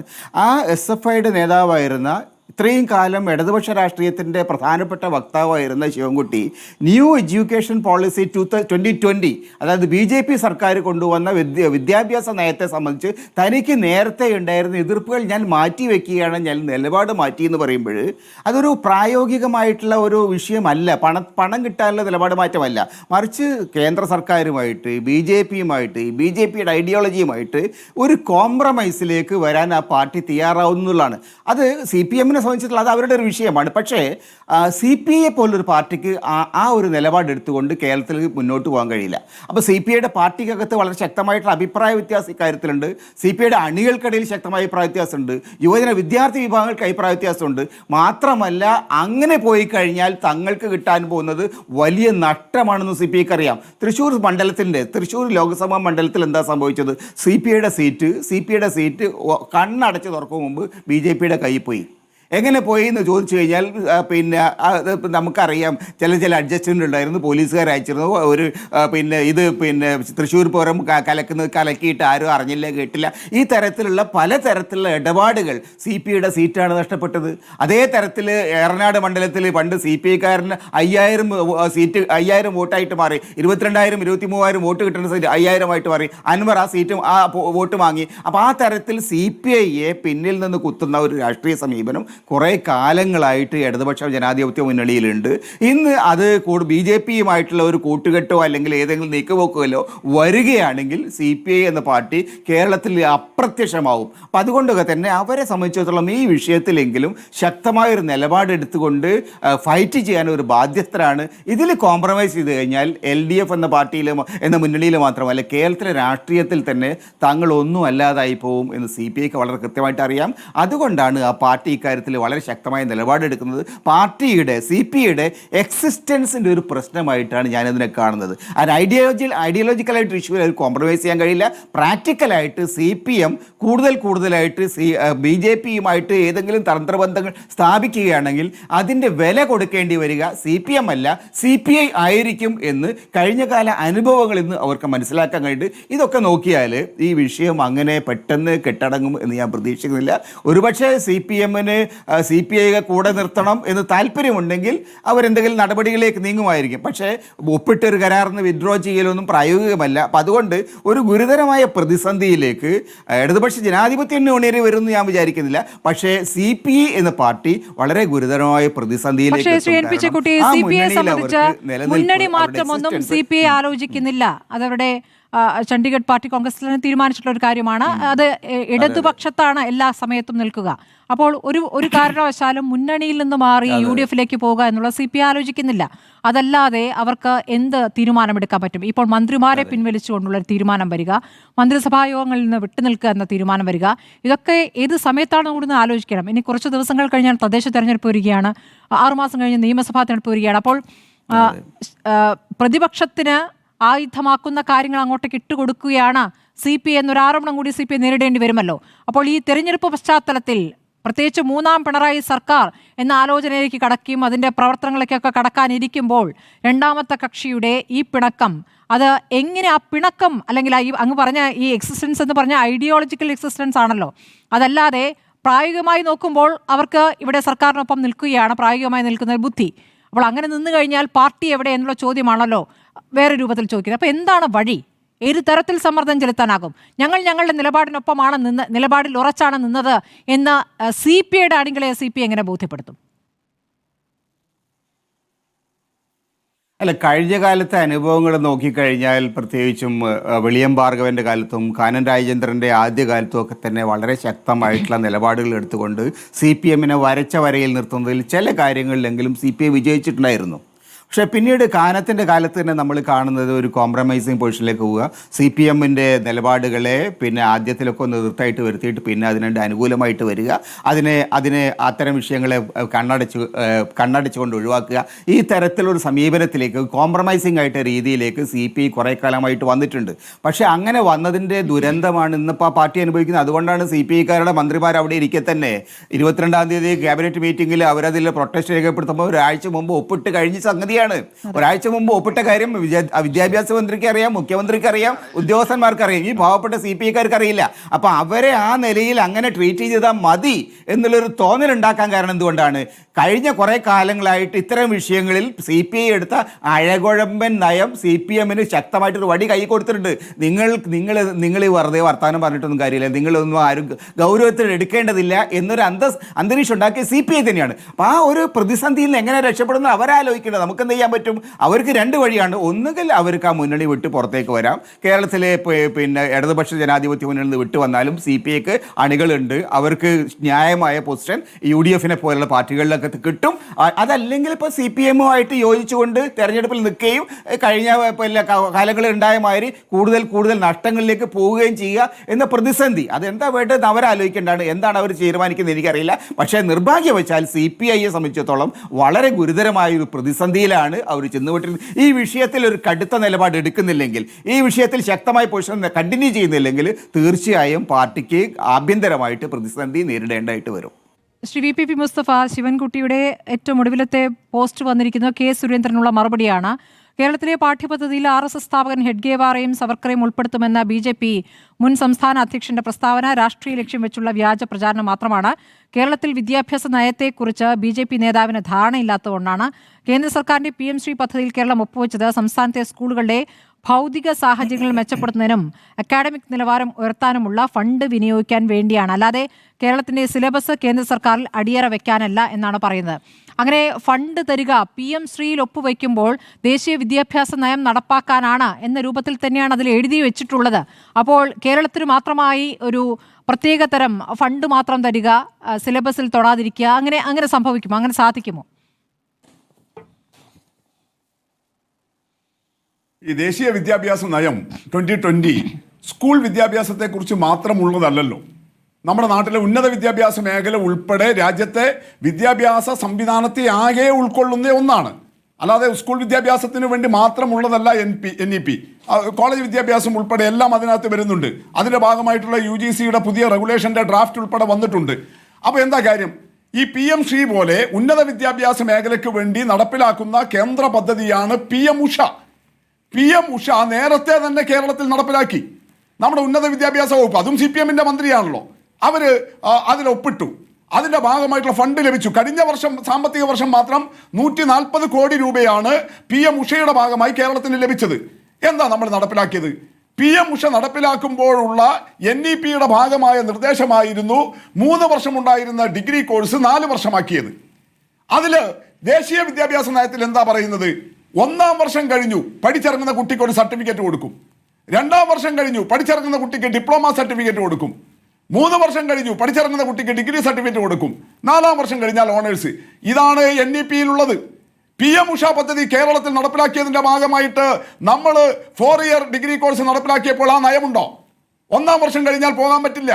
2-ാം വർഷം കഴിഞ്ഞാൽ ഡിപ്ലോമ ഇല്ല, 3 വർഷം കഴിഞ്ഞാൽ ഡിഗ്രി, 4 വർഷം കഴിഞ്ഞാൽ ഓണേഴ്സ്. അപ്പൊ നിങ്ങൾ വെറുതെ ആയിരുന്നു ദേശീയ വിദ്യാഭ്യാസ നയത്തെ ഇതുവരെ എതിർത്തിരുന്നത് അല്ലേ? ഞാൻ ഒന്ന് കംപ്ലീറ്റ് ചെയ്യട്ടെ. അപ്പോ അതിന്റെ ഭാഗമായിട്ട് 4 ഇയർ കോഴ്സിന്റെ ഭാഗമായിട്ട് കേരളത്തിലെ എല്ലാ യൂണിവേഴ്സിറ്റികളിലും സിലബസ് പരിഷ്കരണം നടന്നു. എവിടെയെങ്കിലും ഗാന്ധിവധം ചേർക്കാതിരുന്നോ? എവിടെയെങ്കിലും സവർക്കറെ കുറിച്ചുള്ള പാഠം വന്നോ? എവിടെയെങ്കിലും ഹെഡ്ഗേവാറെ കുറിച്ചുള്ള പാഠം വന്നോ? എവിടെയെങ്കിലും ഡാർവിന്റെ സിദ്ധാന്തം ഒഴിവാക്കിയോ? എവിടെയെങ്കിലും കെമിസ്ട്രിയിലെ പീരിയോഡിക്കൽ ടേബിൾ ഒഴിവാക്കിയോ? ഇതൊക്കെ ഒഴിവാക്കുമെന്നല്ല. മിഡീവൽ ഹിസ്റ്ററി, മുഗൾ ചക്രവർത്തിമാരുടെ ഭരണകാലം ഒഴിവാക്കിയോ? ഇല്ലല്ലോ. എന്ന് മാത്രമല്ല, സ്കൂളിൽ തന്നെ നമ്മൾ ചെയ്തത് എന്താ? കേന്ദ്രം ഇതെല്ലാം ഒഴിവാക്കുമെന്ന് പറഞ്ഞപ്പോൾ പ്രത്യേകം പാഠം അടിച്ചിറക്കിയില്ലേ? ഓൾറെഡി അതിന്റെ പല വിഭാഗങ്ങളും നമ്മുടെ പല ക്ലാസ്സുകളിലായിട്ട് സ്കൂളുകളിലുണ്ട്. അതിനു പുറമെ ഗാന്ധി വധത്തെക്കുറിച്ചും മുഗൾ ഭരണകാലത്തെക്കുറിച്ചും ഡാർവിന്റെ പരിണാമ സിദ്ധാന്തത്തെക്കുറിച്ചും എല്ലാം പ്രത്യേക പാഠങ്ങൾ ഇതേ ശിവൻകുട്ടി തയ്യാറാക്കി ടെക്സ്റ്റ് ബുക്ക് തയ്യാറാക്കി അത് പഠിപ്പിക്കുന്നു. പക്ഷേ ഇനി ഈ പറയുന്ന കെ സുരേന്ദ്രൻ പറഞ്ഞ പോലെ RSS നേതാക്കളുടെ ചരിത്രം, അവരുടെ ചരിത്രം കൂടി പഠിക്കട്ടെ എന്ന് പറഞ്ഞ സവർക്കർ അടക്കമുള്ളവരുടെ ഒരു എഴുതി ചേർത്ത പുതിയ ചരിത്രം, അവരെ വീരന്മാരാക്കിയുള്ള ചരിത്രം എഴുതി വെച്ച ടെക്സ്റ്റ് ബുക്ക് വേണ്ടെന്ന് വെക്കാൻ പറ്റുമോ? ഇതിൽ കൂട്ടിച്ചേർക്കലും പുതിയ കാര്യങ്ങൾ ചേർക്ക് പഠിപ്പിക്കലുമാണല്ലോ. അത് അങ്ങനെ വരുന്ന ടെക്സ്റ്റ് ബുക്ക് വേണ്ടെന്ന് വെക്കാൻ ഇവിടുത്തെ സർക്കാരിന് സാധിക്കുമോ? അത് തൊടില്ല എന്ന് തീരുമാനിക്കാൻ പറ്റുമോ? സാധിച്ചതിന്റെ അനുഭവമല്ലേ ഇപ്പോ നമ്മൾ 4 ഇയർ ഡിഗ്രി കോഴ്സുകളിൽ ഒഴിവാക്കിയ കാര്യങ്ങൾ പഠിപ്പിക്കുന്നു എന്നുള്ളതും അതിൽ ചേർത്ത് വരുന്നതും വ്യത്യാസമുണ്ടല്ലോ ഡോക്ടർ VPP മുസ്തഫ. ചേർത്തിട്ടാണല്ലോ വന്നത്. അപ്പൊ നിങ്ങൾക്ക് ദേശീയ വിദ്യാഭ്യാസ നയത്തോട് എതിർപ്പില്ല. VPP മുസ്തഫ മനസ്സിലാക്കേണ്ടത്, ദേശീയ വിദ്യാഭ്യാസ നയത്തെ കുറിച്ച് നിങ്ങൾ തെറ്റിദ്ധരിച്ചു. അതിൽ നിങ്ങൾക്ക് തെറ്റിദ്ധാരണ വന്നു. നിങ്ങളിപ്പോൾ ഈ ഭരണത്തിന്റെ അവസാന മാസമായപ്പോഴേക്കും നിങ്ങൾക്ക് ബോധം ഉദിച്ചു എന്നല്ല മനസ്സിലാക്കേണ്ടത്. നിങ്ങൾ തന്നെ ഒന്ന് ആലോചിച്ച് നോക്കൂ. PM ശ്രീയിൽ നിങ്ങൾ അത്രയും നേരം പറഞ്ഞുകൊണ്ടിരുന്നത് PM ശ്രീയിൽ ഒപ്പുവെക്കുമ്പോൾ ദേശീയ വിദ്യാഭ്യാസ നയത്തെ ബാധിക്കുന്നില്ല, ദേശീയ വിദ്യാഭ്യാസ നയം ഇതിൽ വരില്ല എന്നാണ് നിങ്ങൾ പറഞ്ഞത്. ഇപ്പോൾ പറയുന്നത് ദേശീയ വിദ്യാഭ്യാസ നയത്തിൽ കുഴപ്പമില്ല, അതിൽ ഞങ്ങൾ അരിച്ചേ എടുക്കുകയുള്ളൂ എന്ന്. ഇപ്പോൾ എന്താണ് വിശ്വസിക്കുന്നത്? നിങ്ങൾ സമയാസമയങ്ങളിൽ നിങ്ങൾക്ക് അനുകൂലമായ കാര്യങ്ങൾ മാറ്റുകയാണ്. കാര്യങ്ങൾ പഠിക്കാൻ നിങ്ങളെ പോലുള്ളവർക്ക് ശേഷിയില്ലെങ്കിൽ അതിനോട് നല്ല നമസ്കാരം പറയാൻ. ശരി, അപ്പോൾ നിങ്ങൾ പഠിച്ചു, നിങ്ങൾ പഠിച്ചതിന്റെ അടിസ്ഥാനത്തിൽ പറയുന്ന കാര്യങ്ങളാണ്. വളരെ നന്നായി, വളരെ നന്നായി. നിങ്ങൾ PM ശ്രീയും NEPയും നന്നായി പഠിക്കുമ്പോൾ NEP ഇവിടുത്തെ വിദ്യാഭ്യാസം, ഇവിടുത്തെ കരിക്കുലത്തെ ഒരു തരത്തിലും ബാധിക്കില്ല എന്നുള്ള ബോധ്യമാണ് നിങ്ങൾക്ക് വന്നിരിക്കുന്നത്. വളരെ നന്നായി. അപ്പോൾ അതാണ് മനസ്സിലാക്കേണ്ടത്. എന്താണ് പറയാനുള്ളത് അഡ്വക്കേറ്റ് മുഹമ്മദ് ഷാ? അങ്ങ് പറഞ്ഞോളൂ. എന്റെ ഒരു ചോദ്യമുണ്ട്. അങ്ങയുടെ കയ്യിൽ ഒരു ചോദ്യം മുസ്തഫ, ഒരു ചോദ്യം മാത്രമേ ഉള്ളൂ. MOU നിങ്ങളുടെ കയ്യിലുണ്ടെങ്കിൽ മുസ്തഫ ഒരു കാര്യം ചെയ്യണം. അതിന് 6ാമത്തെ പേജിൽ നിങ്ങളൊരു കാര്യം പറഞ്ഞിട്ടുണ്ട്. The state government shall abide by the directives issued by the Department of School Education and Literacy, Government of India from time to time in respect of the scheme എന്ന് പറഞ്ഞാൽ ഈ department of school education and ലിറ്ററസിയാണ് NCERTയുടെയും CBSEയുടെയും ഒക്കെ syllabus curriculum fix ചെയ്തത്. അവർ തരുന്ന direction നിങ്ങൾ പാലിച്ചു കൊള്ളാം, ഷാൽ കംപ്ലൈ വിത്താണ്, പാലിച്ചു കൊള്ളാമെന്ന് നിങ്ങൾ എഗ്രിമെന്റ് എഴുതി മിനിഞ്ഞാന്ന് ഒപ്പിട്ട് കൊടുത്തിരിക്കുന്നു. ആ എഗ്രിമെന്റ് ഒപ്പിട്ട് കൊടുത്തിട്ട് ഇത് വയലേറ്റ് ചെയ്താൽ നിങ്ങളുടെ സ്കീമിൽ നിന്ന് നിങ്ങൾക്ക് എല്ലാം കട്ട് ചെയ്യാവുന്നതും താഴെ എഴുതി വെച്ചിട്ടുണ്ട്. ഇത് ഒപ്പിട്ട് കൊടുത്തതിന് ശേഷം, ഒപ്പിട്ട് കൊടുക്കുന്നതിന് മുമ്പുള്ള കഥ പറഞ്ഞിട്ട് എന്താ കാര്യം? നിങ്ങൾ സറണ്ടർ ചെയ്തു എന്നാണ് അതിനർത്ഥം. ഇതിന്റെ മറുപടി ഒന്ന് പറയൂ മുസ്തഫ, മറുപടി പറയുന്ന കൂട്ടത്തിൽ. നാഷണൽ എഡ്യൂക്കേഷൻ പോളിസി 2020 അതിന്റെ പാര 4.32 നാഷണൽ എഡ്യൂക്കേഷൻ പോളിസി 2020 പാര 4.32 state will prepare their own curricula. State will prepare their own curricula. അതും കൂടി ഒന്ന് വായിക്കൂ. അതിന്റെ അടിസ്ഥാനത്തിൽ തന്നെയാണ് ഞങ്ങൾക്ക് ഈ PM ഉഷ പദ്ധതി അതും ഒപ്പിട്ട് കൊടുത്തതാ, കേന്ദ്രത്തിൽ നിന്ന് പൈസ വാങ്ങിച്ചതാ. ഇതേപോലെ MOU ഒപ്പിട്ട് കൊടുത്തതാണ്, അതിലും വ്യവസ്ഥകളുണ്ട്. ആ വ്യവസ്ഥകൾ വെച്ചുകൊണ്ട് തന്നെയാണ് കേരളത്തിന് നമ്മുടേതായ രീതിയിൽ 4 വർഷ ഡിഗ്രി കോഴ്സും അതിന്റെ സിലബസും കരിക്കുലവും തയ്യാറാക്കാൻ വേണ്ടി കഴിഞ്ഞിട്ടുള്ളത്. കേന്ദ്രത്തിന്റെ ഒരു വിദ്യാഭ്യാസ നയവും അതിൽ ഉൾപ്പെടുത്താൻ വേണ്ടി കഴിഞ്ഞിട്ടില്ല. അവിടെയാണ് ഇച്ഛാശക്തി, അവിടെയാണ് ആർജവം. കേന്ദ്രത്തിന്റെ NEP ഈ പറഞ്ഞ പോലെ എന്തുകൊണ്ടാണ് അത് സാധിച്ചത്? അതുകൊണ്ടാണ് ഞാൻ പറഞ്ഞത് മുഴുവൻ പഠിക്കണമെന്ന്. എന്താ തമിഴ്നാടിന്റെ കേസിൽ സുപ്രീം കോടതി വിധിച്ചത്? നിർബന്ധിക്കാൻ വേണ്ടി കഴിയില്ല. NEP 2020 നടപ്പിലാക്കണം എന്ന് പറഞ്ഞിട്ട് പൊതു താല്പര്യ ഹർജി സുപ്രീം കോടതിയിൽ വന്നു. ആ കോടതി വിധിയിൽ സുപ്രീം കോടതി പറഞ്ഞു, സ്മൃതി, NEP നടപ്പിലാക്കണമെന്ന് ഒരു സ്റ്റേറ്റിനെയും നിർബന്ധിക്കാൻ വേണ്ടി കഴിയില്ല. ഇതിന്റെയൊക്കെ അടിസ്ഥാനത്തിലാണ് സംസ്ഥാനത്തിന് സാധിച്ചിട്ടുള്ളത്. അതിന്റെ അർത്ഥം എന്നല്ല, NEP-യിൽ BJP-യുടെ അജണ്ട ഇല്ല എന്നുള്ളതല്ല.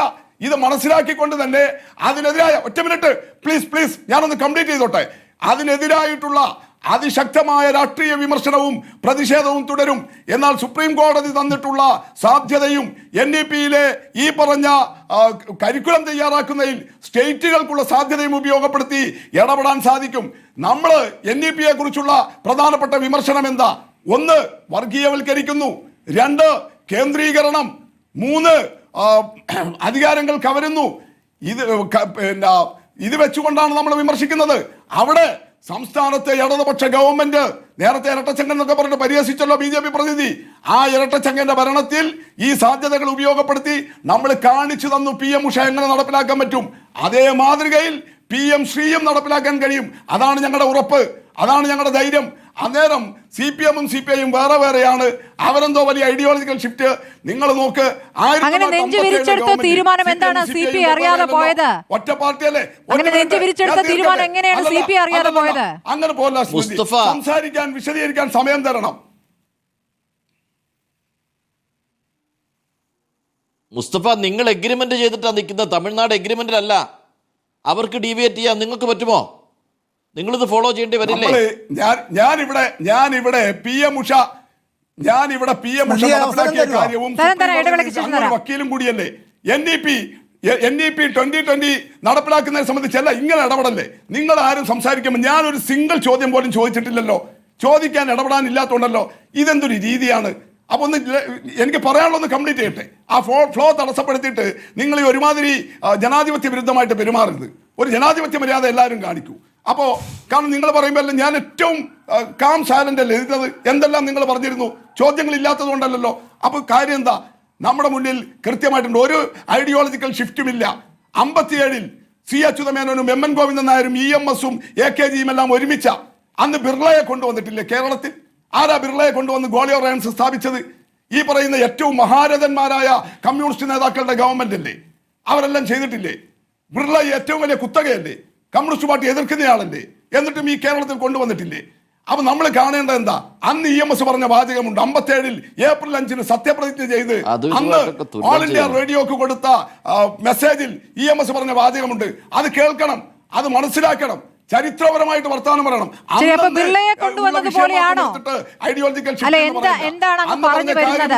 അങ്ങ് പറഞ്ഞു വരുന്നത് MV ഗോവിന്ദൻ വാർത്താ സമ്മേളനത്തിൽ പറഞ്ഞിരുന്നു കാലത്തിനനുസരിച്ച് എന്ന്.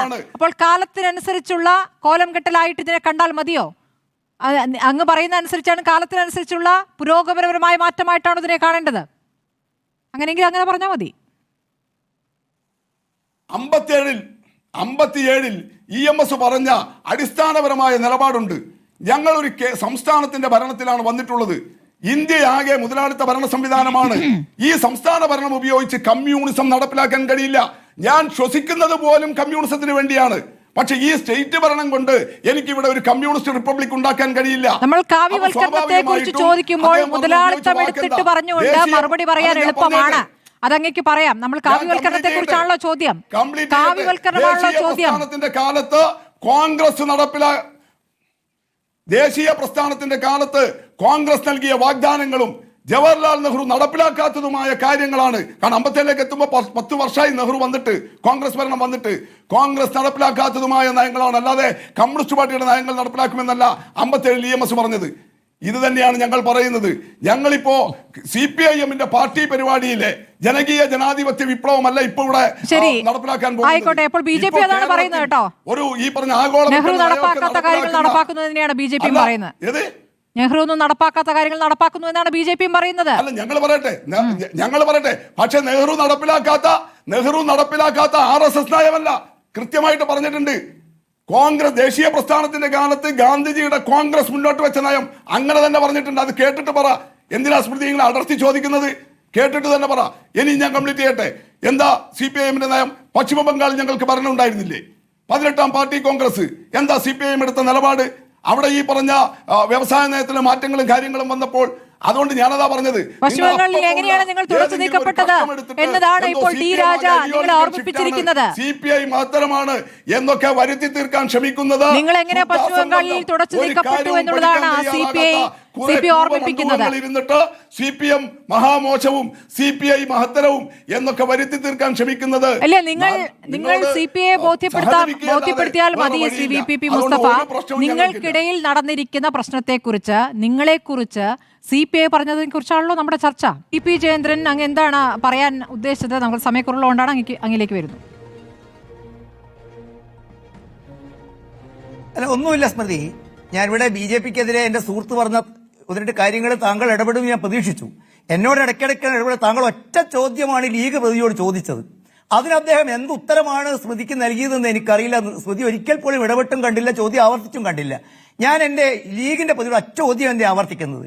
ഞങ്ങൾ ഈ ചെയ്യുന്നത്, നിങ്ങൾ ഈ വായിച്ച ഇംഗ്ലീഷിലുള്ള പച്ച മലയാളത്തിൽ പറഞ്ഞാൽ BJPയുടെ അജണ്ട തന്നെയാണോ തെലങ്കാനയിൽ നിങ്ങൾ നടപ്പിലാക്കുന്നത്? 794 സ്കൂളിൽ ജാർഖണ്ഡിൽ ഇതേ കാര്യമാണോ നിങ്ങൾ നടപ്പിലാക്കുന്നത്? അത് ശരിയാണോ നിങ്ങളെ ചെയ്യുന്നത്? ഹിമാചൽ പ്രദേശിലും കർണാടകയിലും ഇത് തന്നെയല്ലേ നിങ്ങൾ നടപ്പിലാക്കിക്കൊണ്ടിരിക്കുന്നത്? സർ, ഞാൻ ശരിയെന്ന് എനിക്ക് കൃത്യമായി ബോധ്യമുള്ള കാര്യം വാദിക്കാനാണ് വന്നത്. ഒരുപാട് ചരിത്രപരമായ തെറ്റുകൾ ഇന്നുമുണ്ട്.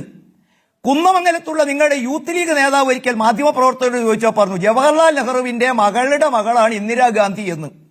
ആ തരത്തിൽ തെറ്റിദ്ധരിപ്പിക്കപ്പെടുന്ന ചരിത്രമുണ്ട്. അമ്പലനടയിൽ പച്ചയ്ക്ക് കെട്ടിത്തൂക്കി കത്തിക്കുമെന്ന് മുദ്രാവാക്യം വിളിക്കുന്നവരുണ്ട്. മതമാണ് മതമാണ് മതമാണ് പ്രശ്നമെന്ന് ഞങ്ങളുടേതെന്നും ഞങ്ങൾ അതിനു വേണ്ടിയാണ് നിൽക്കുന്നത് എന്ന് പറയുന്നവരുമുണ്ട്. ഇവരുടെയൊക്കെ ആദർശത്തെ ജനം പുച്ഛിച്ച് മുന്നോട്ട് പോകുന്നുണ്ടോ? പിന്നെ സ്മൃതി, എനിക്ക് രണ്ട് വിയോജിപ്പ് എന്റെ സുഹൃത്ത്, ഞാൻ ഏറെ ആരാധനയോടെ കാണുന്ന ബഹുമാനപ്പെട്ട ചുക്കൂട്ടേട്ടനോടുള്ളത്. സർ, യുവജന വിദ്യാർത്ഥി സംഘടനകളെ കല്ലെറിയാൻ മാത്രം പരിശീലിപ്പിച്ച് മുന്നോട്ട് പോകുമ്പോൾ ഈ രാജ്യത്ത് ക്രിയാത്മകമായിട്ട് ഒന്നും നടക്കില്ല. രണ്ട് തെറ്റുകളെ ചൂണ്ടിക്കാണിക്കട്ടെ. അല്ല സർ, തൃശ്ശൂരിൽ CPIയുടെ സീറ്റാണ് എന്ന് താങ്കോട് ആരാ പറഞ്ഞത്? അത് പ്രതാപന്റെ സീറ്റല്ലേ? പ്രതാപൻ കോൺഗ്രസ് അല്ലേ? പ്രതാപന്റെ പഞ്ചായത്തിൽ ഉൾപ്പെടെ BJPക്ക് വോട്ട് വർദ്ധിച്ചതല്ലേ? അപ്പൊ എങ്ങനെയാ CPIയുടെ സീറ്റായത് തൃശ്ശൂര്?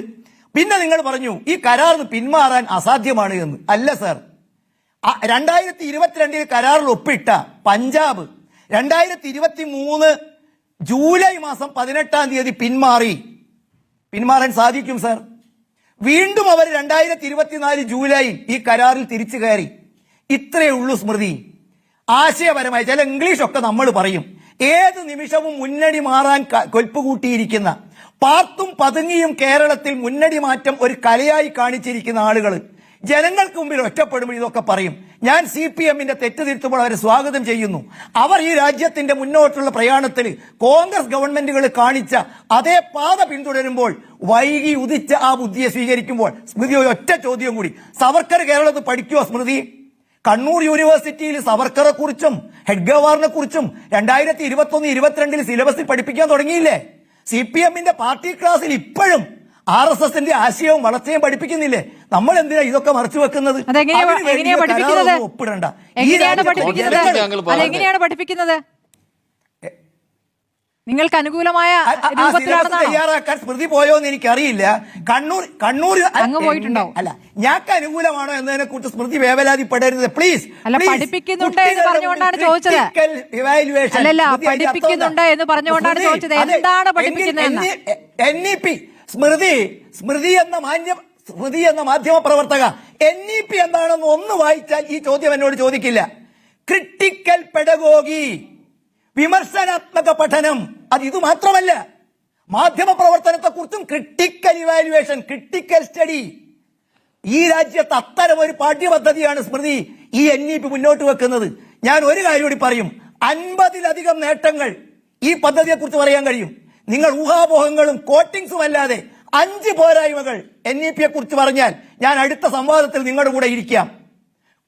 അടുത്ത സംവാദത്തിലാവട്ടെ. ഊഹാപോഹങ്ങളല്ലാതെ. ശരി, ഊഹാപോഹങ്ങളല്ല, ഇതിലുള്ള കാര്യങ്ങൾ തന്നെയാണ് ഇതുവരെ ചർച്ച ചെയ്തത്.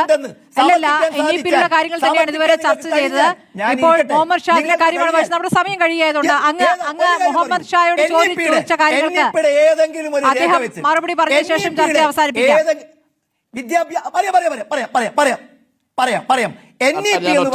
ഒറ്റ വാക്കിൽ പറയാം. നമ്മുടെ സമയം കഴിയുകയാണ്. ഞാൻ മറുപടി പറയട്ടെ. വേഗം മുഹമ്മദ് ഷാ. സമയം കഴിഞ്ഞില്ലേ ശ്രീ ഉമേഷ് എന്റെ വേഗം. മറുപടി പറയട്ടെ. ആ. ബി ജെ പി സർക്കാർ ഇരുന്നപ്പോൾ കർണാടകയിലും തെലങ്കാനയിലും ഒക്കെ ചെയ്തതിനെ ഇപ്പോൾ ജാർഖണ്ഡിലും ഒക്കെ ഒപ്പിട്ട് കൊടുത്തതിനെ കുറിച്ച് നിങ്ങൾ ഇപ്പൊ പറയുകയാണ്. ഇതിൽ നിന്ന് വിഡ്രോ ചെയ്യാമെന്ന് നിങ്ങൾ പിൻവാങ്ങാം പറഞ്ഞാൽ സർ, പിൻവാങ്ങാം. ഒന്നുകൂടി മെമ്മോറാണ്ടം ഓഫ് പഞ്ചാബ് അണ്ടർസ്റ്റാൻഡിംഗ് പിന്മാറി. നോക്കണം. എക്സിസ്റ്റിംഗ് ഗവൺമെന്റ് അത് എവിടെയാ ക്ലോസ് എന്ന് പറയാമോ? പഞ്ചാബ് പിന്മാറി സർ. പിന്മാറാൻ സ്റ്റേറ്റിന് പിന്മാറാൻ പറ്റുന്ന പഞ്ചാബ് ക്ലോസ് എവിടെയാണെന്ന് കാണിച്ചു തരാമോ? പഞ്ചാബ് ഞാനൊരു പിന്മാറി. അഭിഭാഷകനാണെന്ന് താങ്കളൊന്ന് പറയാണ്. സെർച്ച് ചെയ്യ്. ഒരു എഗ്രിമെന്റ് താങ്കളൊന്ന് സെർച്ച് ചെയ്യ്. പിന്മാറണമെങ്കിൽ 2023 സെൻട്രൽ ഗവൺമെന്റ് ജൂലൈ പെർമിറ്റ് മാസത്തിൽ ചെയ്യണം. പഞ്ചാബ് സെൻട്രൽ പിന്മാറി. ഗവൺമെന്റ് പെർമിറ്റ് ചെയ്യണം. അല്ല സെർച്ച് ഒന്നും ചെയ്യണ്ട. ഒരു വേണ്ട. എഗ്രിമെന്റ് കണ്ടാൽ എഗ്രിമെന്റ് വേണ്ട. കണ്ടീഷൻ MOU വായിക്കാൻ അറിയാവുന്ന ഒരാളാണ് ഞാൻ.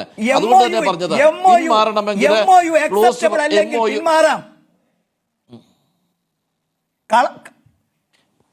ഇതിനകത്ത് ക്ലോസ് പറഞ്ഞിരിക്കുന്നത് എന്താ നിങ്ങൾ വായിച്ചു നോക്കൂ. സെൻട്രൽ ഗവൺമെന്റ് മാത്രമേ ഓപ്ഷൻ ഉള്ളൂ, സ്റ്റേറ്റിന് ഓപ്ഷൻ ഇല്ല. എന്റെ കയ്യിലുണ്ട്. ക്ലോസ് എന്റെ വേണമെങ്കിൽ ഞാൻ വായിച്ചു തരാം. ശരി, അങ്ങനെ എന്റെ നിൽക്കുന്ന കയ്യിലുണ്ട്. MOU അപ്പൊ അവിടെ എവിടെയാ എന്റെ സ്റ്റേറ്റ് കയ്യിലുണ്ട് പിന്മാറേണ്ട സർ. പ്രൊവിഷൻ ഉള്ളത്? ആ ദീർഘിച്ച കടലാസ് എന്റെ കയ്യിലുണ്ട്. നിങ്ങളോട് എനിക്ക് എതിർപ്പയില്ല. നിങ്ങൾ പറയുന്നത് പിന്നെ എങ്ങനെയാ നിങ്ങളുടെ പഞ്ചാബ് ഐഡിയോളജിയാണ്. നിങ്ങളുടെ പഞ്ചാബ് ഐഡിയോളജി എങ്ങനെയാ നടപ്പാക്കാൻ പിന്മാറിയത്? നിങ്ങൾ ശ്രമിക്കുന്നു. ഞങ്ങൾ അതിനെ എതിർത്തുകൊണ്ടേയിരിക്കും. ഞങ്ങൾ എതിർത്തുകൊണ്ടേയിരിക്കും. അത് സെൻട്രൽ ഗവൺമെന്റ് പെർമിറ്റ് ചെയ്തിട്ടുണ്ടാവും. സെൻട്രൽ ഗവൺമെന്റ് പെർമിറ്റ് ചെയ്തിട്ടുണ്ടാവും, അറിയില്ല. സ്വീകരിച്ച ഐഡിയോളജി. ആ ശരി. ജനങ്ങൾ സ്വീകരിച്ച ശരി, ജനങ്ങൾ ജനങ്ങൾ സ്വീകരിച്ച ഐഡിയോളജി. ഐഡിയോളജി എന്ന് അങ്ങ് ആവർത്തിച്ച് തുടക്കത്തിൽ തൊട്ട് എഗ്രിമെന്റിന്റെ പറയുന്നുണ്ട്. ക്ലോസിലൂടെ അല്ലാതെ നമുക്ക് പിന്മാറാൻ നോക്കാം പറ്റുമോ? CPIക്ക് മുന്നിൽ ഇനി എന്താണ് CPI എന്ത് ആ തീരുമാനം എടുക്കും. ഐഡിയോളജി വരും ദിവസങ്ങൾ ഞങ്ങൾ അറിയാമല്ലോ. എതിർത്തുകൊണ്ടിരിക്കും. ശരി. CPM ഉം CPI ആയിട്ട് നിങ്ങൾ സഖ്യവും ചേർന്നു. ശരി. ഞങ്ങൾക്ക് ആക്ഷേപമില്ല. ശരി, വളരെ നന്ദി advocate Muhammad Shah, doctor VPP Mustafa, doctor Shri TP Jayendran, Shri NP Chekkutty ചർച്ചയിൽ പങ്കെടുത്തതിന്.